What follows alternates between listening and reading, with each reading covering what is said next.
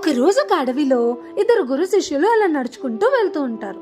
వెళ్తుండగా శిష్యుడు గురువుతో, గురువు గారు, నేను ఎంత కష్టపడినా, ఎన్ని ఎఫర్ట్స్ పెట్టినా, నా కష్టం అంతా ఒక పని మీద పెట్టినా దాని రిజల్ట్ నాకు ఎందుకు కనిపించట్లేదు, దాని ఫలితం నాకు ఎందుకు రావట్లేదు అని దీనంగా అడుగుతాడు.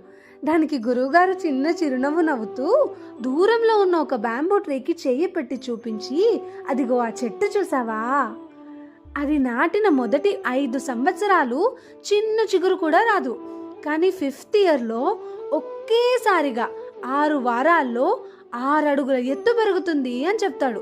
6 వీక్స్లో 6 feet. ఇది విన్న శిష్యుడు ఆశ్చర్యపోయి, అదేంటి గురువుగారు, అదెలా సాధ్యం అని అడుగుతాడు. దానికి గురువుగారు మళ్ళీ చిరునవ్వు నవ్వుతూ, అయ్యో పిచ్చివాడా, ఇన్ని రోజులు ఆ చెట్టు ఎదుగుతూనే ఉంది, కానీ దాని ఎదుగుదల మట్టి లోపల పాతుకుపోయి ఉంది. అది దాని వేర్లని, దాని రూట్స్ని స్ట్రాంగ్గా చేసుకుని ఒక్కసారిగా 5వ సంవత్సరంలో డామ్మని పెరిగిపోయింది అని చెప్తాడు.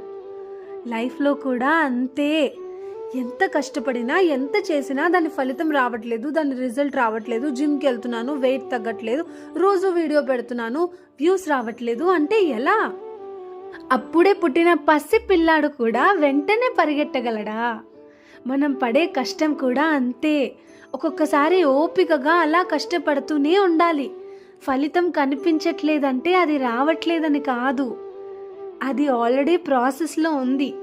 Consistency is key, patience is key. నీ పని నువ్వు చేయి, దాని రిజల్ట్ ఖచ్చితంగా ఏదో ఒక రోజు కనిపిస్తుంది. కానీ ఒక్కసారి కనిపించిన తర్వాత ఇంకా నిన్ను ఎవ్వరూ ఆపలేరు. You will become unstoppable. ఒక్కసారి ఆలోచించు. కథ నీకు నచ్చిందా? జాగ్రత్త.